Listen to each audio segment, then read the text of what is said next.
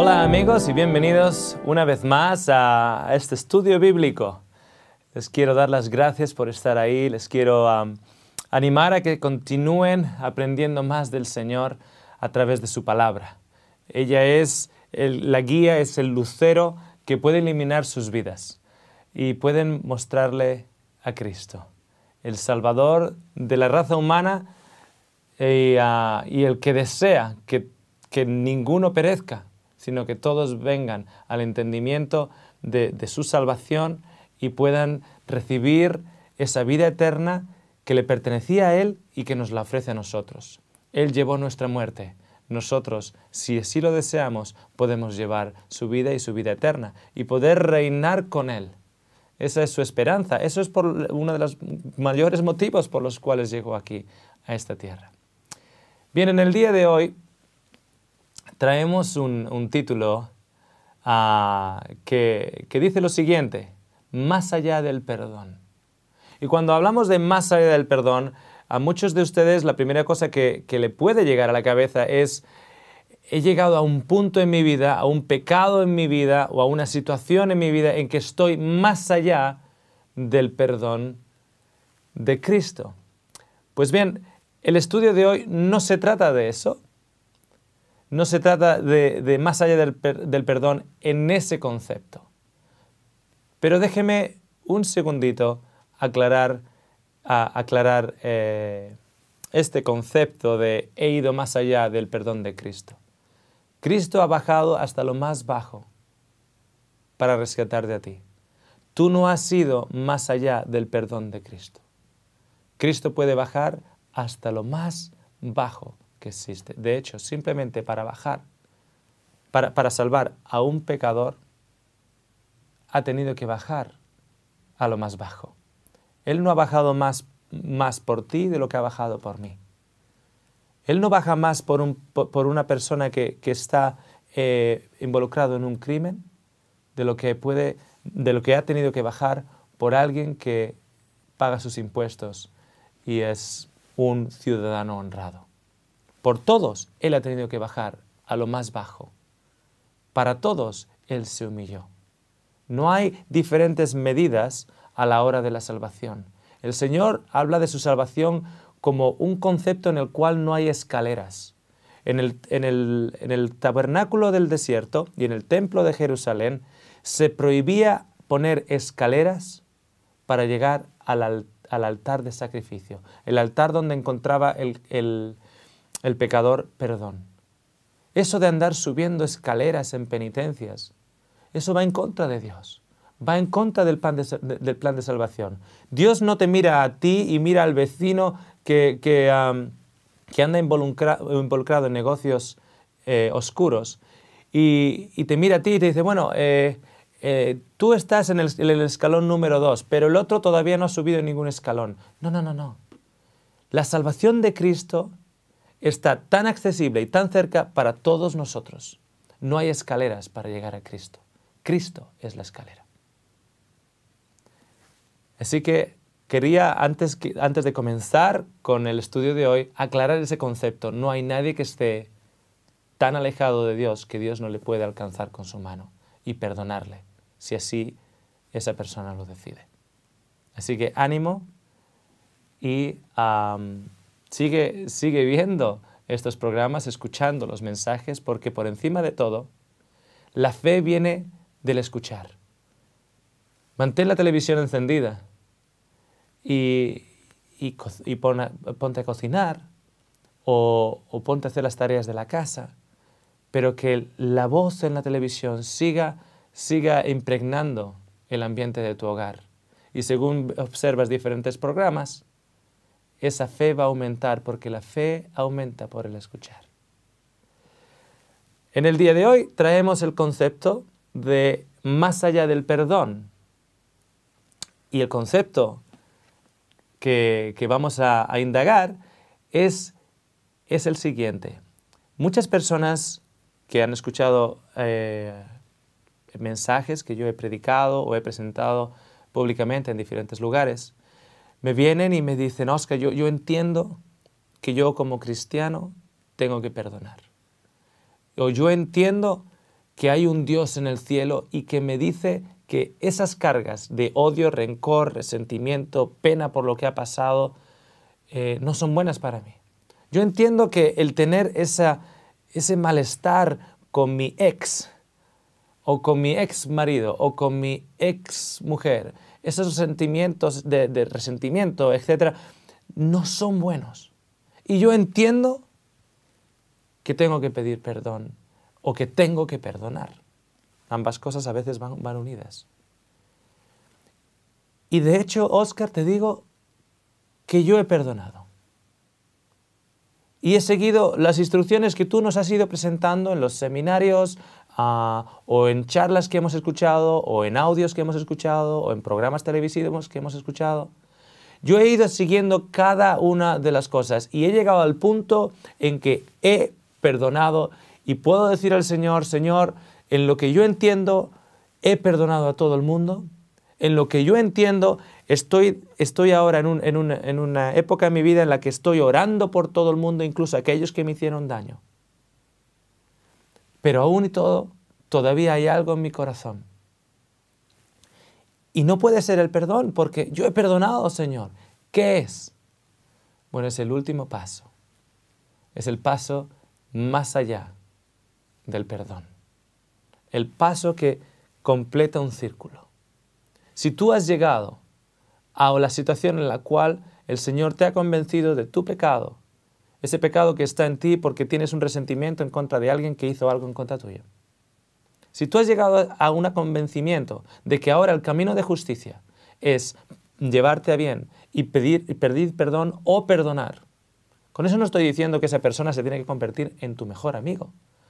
En muchos casos, de hecho, lo mejor puede llegar a ser el mantener las distancias. No estamos hablando de crear los mejores amigos con aquellos que nos hicieron daño. Estamos hablando de no tener nada negativo que no viene de Dios infectando nuestros corazones.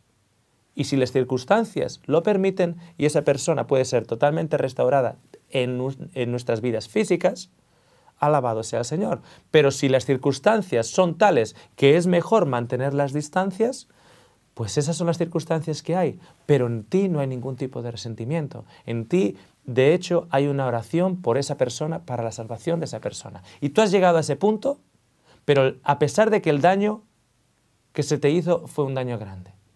¿Ahora qué? ¿Qué falta? Falta el paso más allá del perdón. ¿Y cuál es ese? Déjame comentarte y recordarte la historia de José. José, el hijo favorito de Jacob. El hijo favorito porque vino de la esposa favorita. Y este hijo tiene sueños. Y en estos sueños él se ve como una estrella a la cual el resto de las estrellas, la luna y el sol, se postran a alabar, representando a sus hermanos, y a su padre y a su madre. Se ve como un manojo de espigas de trigo que está alzado y 11 espigas alrededor de él, representando a sus hermanos, agachándose enfrente de él. Y sus hermanos lo odian. Lo odian porque es el favorito del padre. Es el niño mimado, es el que el padre siempre quiere. Es aquel que tiene un sentimiento de justicia y cuando sus hermanos están haciendo algo mal, sus hermanos mayores, él va donde el padre a acusarlos. O va donde ellos y les dicen, el papá no estaría contento con el trabajo que estáis haciendo. Así que sus hermanos le odian. Él crece como el hijo favorito y cuando tiene 16, 17 años, sus hermanos están alimentando los ganados en una zona apartada, donde Jacob tenía sus tiendas de campaña. Y Jacob le dice, José, vete donde tus hermanos y que ellos, y mira a ver qué están haciendo. En otras palabras, Jacob estaba mandando a José para espiar. Cuando José llega a esa zona, no encuentra a los hermanos. Escucha de un hombre que le dice que sus hermanos se han movido a otra zona. Va a otra zona. Y allá, a lo lejos, los hermanos le ven con su vestimenta especial de colores que su padre le había dado. Ahí viene el soñador, dicen los hermanos. Y cuando José llega, lo tiran en un pozo y tratan de matarlo.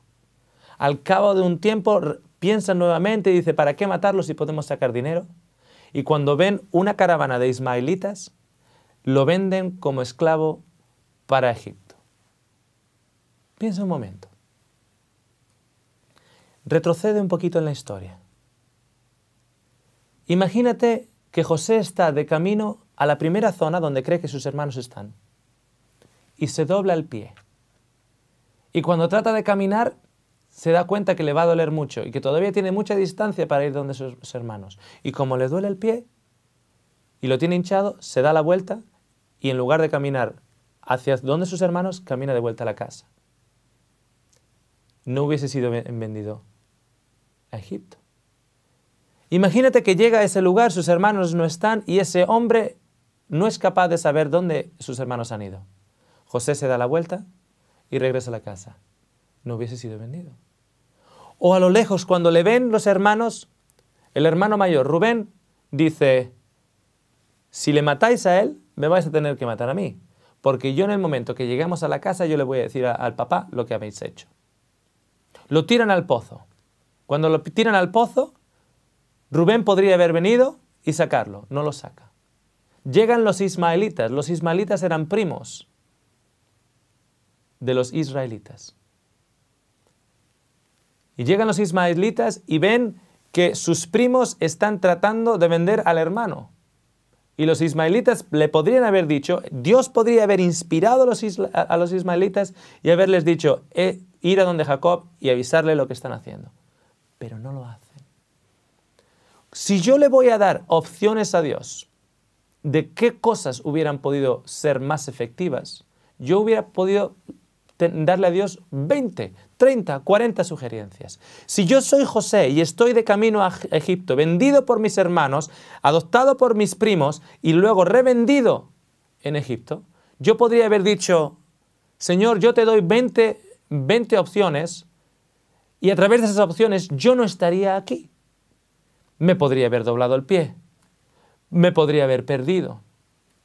Miles de opciones y sin embargo estaba ahí de camino a Egipto. Es revendido por sus primos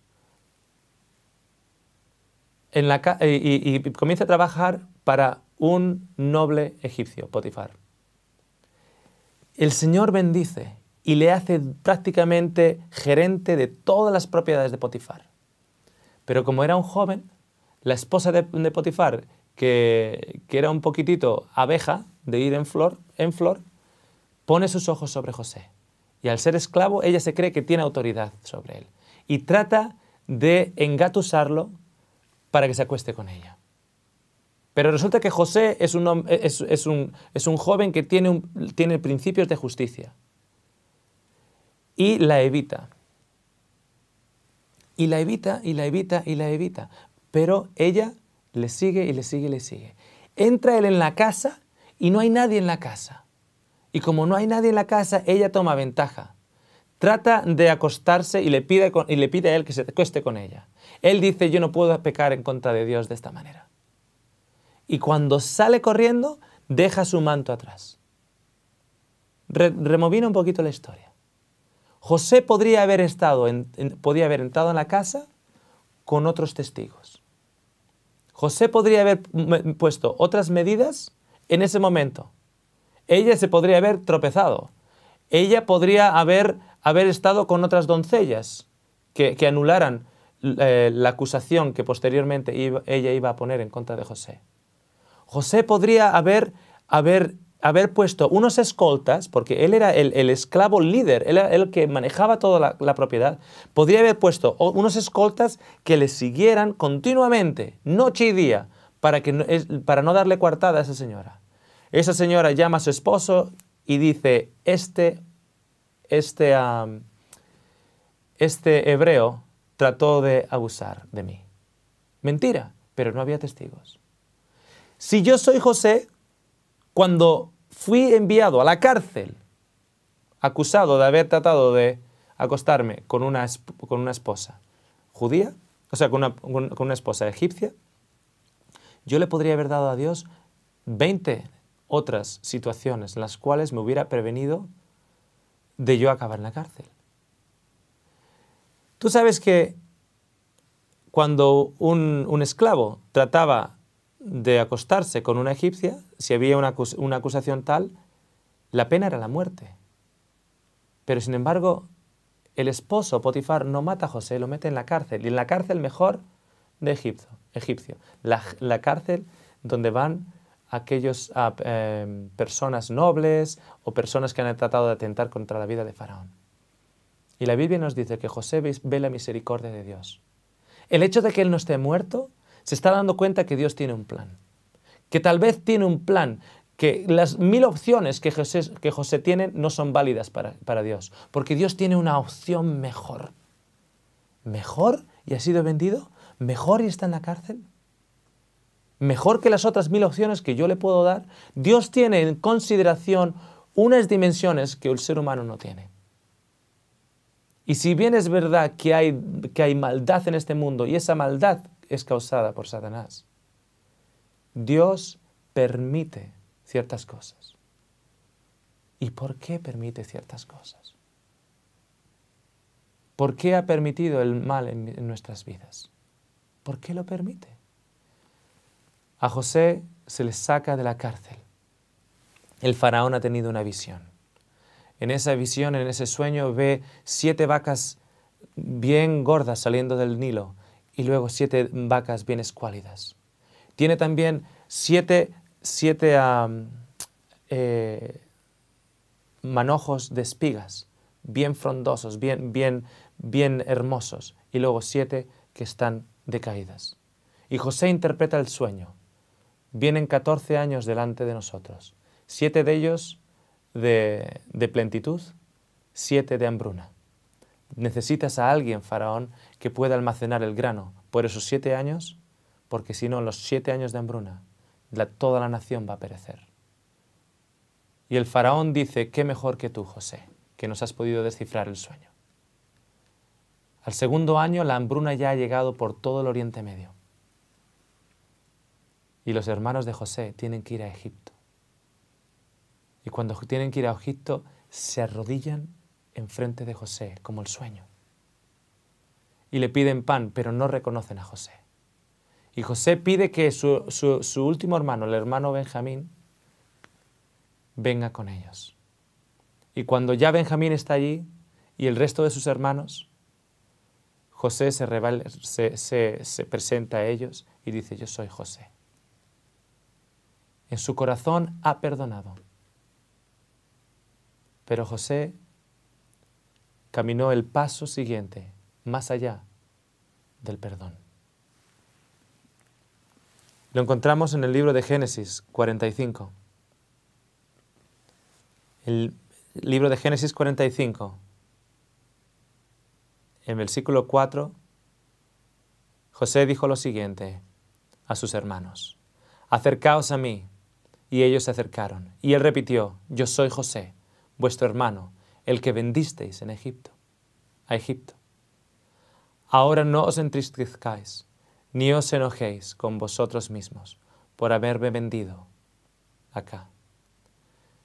Que para preservación de vida me envió Dios delante de vosotros. Que ya hubo 2 años de hambre en la tierra y aún quedan 5 años en que no habrá arada ni siega. José entendió algo que es el siguiente paso al perdón. Mucha gente dice, yo perdono, pero al mismo tiempo si perdono a esa persona que me hizo tanto daño, tengo la pregunta, Señor, ¿por qué lo permitiste? Y hasta cierto punto es como que el rencor que tenía hasta esa persona ahora ya no existe, pero claro, ahora se está preguntando, Dios, ¿por qué lo permitiste? Por vida. ¿Por vida? Porque te amo. ¿Por qué me amas? Porque estoy al corriente de otras circunstancias en este mundo y todos los movimientos que yo dirijo o permito que el enemigo introduzca en las vidas de las personas están diseñadas, están pensadas y meditadas para que el mayor número de personas se salve. Incluso tus dolencias, los crímenes atentados en contra tuya. En el libro de Job, la Biblia nos muestra de un hombre que perdió sus 10 hijos, perdió todas las casas, perdió su salud. Cuando perdió a los hijos y las casas, dice que Job rasgó su manto, rasuró su cabeza y postrándose en tierra, adoró a Dios. Y dijo: desnudo salí del seno de mi madre, y desnudo me iré. El Señor dio y Él quitó. Bendito sea su nombre. Pero la historia nos dice que Dios dio, pero no fue Dios el que quitó. La historia nos dice que el que quitó fue Satanás. Si tienen la oportunidad de leer los 3 primeros capítulos del libro de Job, se darán cuenta que es Satanás quien dice que a Job no se le puede tocar. Es por eso que Job es justo. Es por eso que Job teme a Dios y adora a Dios. Porque no se le puede tocar, porque Satanás le dice a Dios, has puesto una protección alrededor de él. Entonces Dios levanta la mano y dice, tócalo, si es lo que tú quieres. Da permiso a tocar. ¿Por qué? Para vida eterna, para enseñarnos las lecciones y porque Él no quiere que nadie se perezca. Cuando tú estás en Cristo Jesús, no hay nada, absolutamente nada, que el enemigo te pueda tocar, con lo que el enemigo te pueda tocar, a menos que el Señor lo permita. Y si el Señor lo permite, hay algo más allá en nuestro entendimiento. Si el Señor lo ha permitido, alabado sea la sabiduría del Señor. Él está tratando algo, está haciendo algo, nos está ilustrando algo. En el versículo 10 del capítulo 2, Job dice, ¿recibiremos el bien de Dios y no recibiremos el mal? Dios no nos da el mal, pero permite que ciertas cosas ocurran en este mundo. Un cristiano no está inmune al dolor, como Cristo no estuvo inmune al dolor. Un cristiano no está inmune a la decepción o a la traición, como Cristo no estaba inmune a la decepción o a la traición. Pero hay un plan. Cuando Cristo estaba en Getsemaní, Él entendía que la gloria del Padre le rodeaba. Nada le podía tocar a Cristo. Nada. A menos que en la infinita sabiduría del Padre se permitiera. Hasta el día de Getsemaní no hubo nadie que pudo tocar a Cristo para hacerle daño. Trataron de tirarlo de un acantilado y la historia nos dice que en el misterio de Cristo, la historia nos dice que Cristo caminó entre medio de ellos y no lo pudieron tirar. Trataron de matarle y no le mataron. No podían. Y sin embargo, llega a Getsemaní, va a ir hacia la cruz y pasa por insultos, mancillamiento, golpes, traición y de todo. ¿Qué le hizo a Cristo mantener la esperanza? ¿Qué le hizo a Cristo mantener una mente sana y su fe? El hecho de saber que nuestra vida está cubierta de Dios y las cosas que vienen tienen que pasar primero por Cristo, porque Cristo es nuestro escudo. Y cuando pasan por Cristo, el enemigo tira dardos y tira dardos y tira dardos. Y Dios dice, no, no, no, no. Y luego viene un dardo. Y el Señor dice, ese pasa. ¿El dardo de quién viene? De Satanás. ¿Quién lo deja pasar? Dios. ¿Por qué? Porque Él tiene infinita sabiduría. Y cuando el dardo nos ha dado y el daño ha sido hecho, el Señor nos dice, perdona a aquel que te ha hecho daño. Señor, ¿por qué he de perdonarle? Porque estoy aquí, a ti ya te tengo, Óscar. tú ya eres mi hijo. Pero si tú le perdonas a él y tú le muestras a Cristo en ti, también quiero ganarle a él. Si yo te mantengo en una burbuja, Óscar, la gente va a querer ser cristiana porque a los cristianos nadie le toca y todo le va bien. Y no pierden familias, y no tienen accidentes de tráfico, y no tienen cáncer. Entonces estarían siendo cristianos por los motivos equivocados.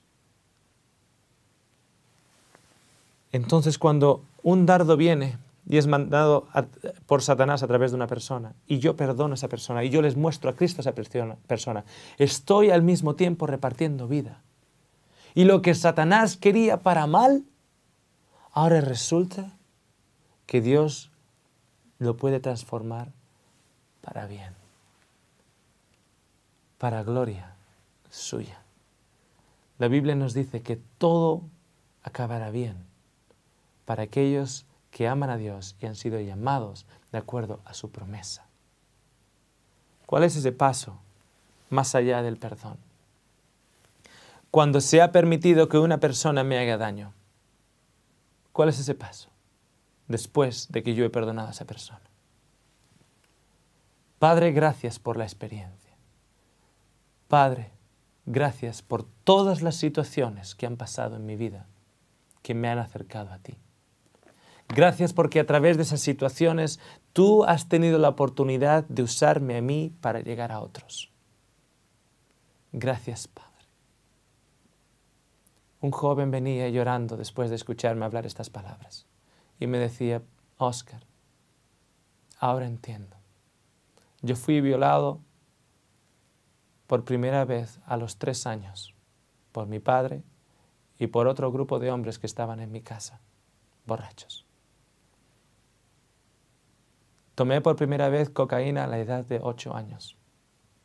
A los 12 robaba autos y para los 17 estaba ganando más de $500,000 al año vendiendo y traficando con drogas. Y llegó un momento en el que Dios me convenció de mi pecado. Y luego me convenció del pecado que habita en mí como consecuencia del pecado que fue perpetrado en contra mía. Y perdoné a mi padre. Y perdoné a mi madre. Este joven vio cómo en la parte de atrás de su casa, en el jardín, su padre y su madre enterraban a muertos. Eran parte de una mafia allá en Australia. Perdonó a su padre, a su madre, perdonó a los hombres que lo violaron, perdonó a aquellos que hicieron negocios sucios con él. Y llorando me decía, ahora entiendo que el Señor me ha llamado para Él, y porque me ha llamado para Él, puedo entender que todas las circunstancias en mi vida han llegado a ser utilizadas por Dios para llevarme a Él. Él me ha dado vida eterna. Alabado sea el nombre del Señor. Dios está utilizando ahora a ese joven para ayudar a otros jóvenes. Y otros jóvenes le escuchan, que han pasado por situaciones similares. ¿Por qué le escuchan? Él viene y me dice, Óscar, la única razón por la cual yo tengo credibilidad con estos jóvenes y me escuchan a mí, de Jesús, es porque yo estuve en sus mismos zapatos. Entonces ahora yo puedo ver que el Señor me ha dado un ministerio para llegar con su amor a otros. Y me ha cualificado a través de las experiencias duras y terribles de mi infancia. Entonces, ¿qué dices? Le dije al joven. Alabado sea el nombre del Señor. Gracias por la vida y por todas las circunstancias que me han enseñado de Cristo. Alabemos al Señor por todo. Y Él hará que todo acabe bien en tu vida.